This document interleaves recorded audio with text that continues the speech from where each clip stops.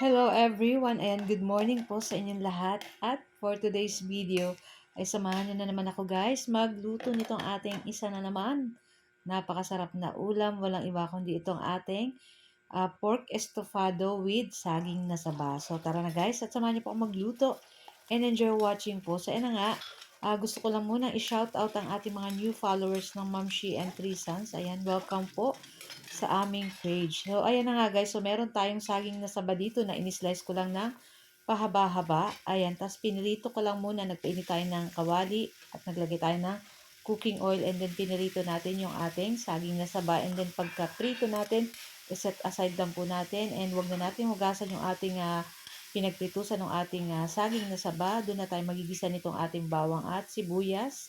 At pag lumabas na yung ating ginigisang bawang at sibuyas, pwede na nating ilagay yung ating mga pork dyan. Ayan, yung ating pork.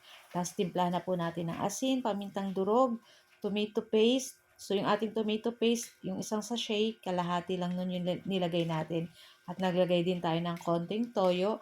And then, halu-haluin lang po natin, ayan, hanggang mag-mix lahat ng mga ingredients na nandito. So, sasangkutsahin lang po natin yung ating pork dyan.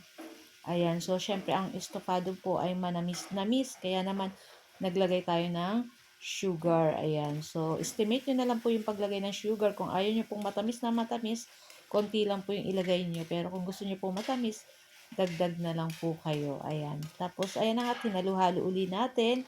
At pagkatapos, maglagay na po tayo ng tubig dyan. So, palalambutin lang po natin itong ating pork ng mga ilang minuto.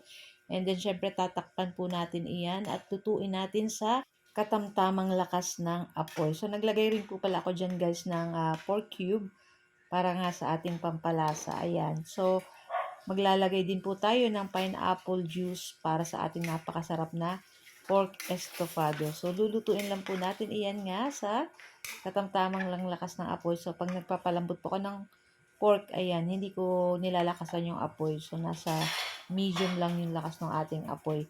Kasi madali po yung lumambot. So, ayan na nga, after 20 to 30 minutes, ayan, check natin kung malambot na yung ating pork. So, pag malambot na, okay na guys. Pwede na po natin ilagay dyan yung ating piniritong saging kanina.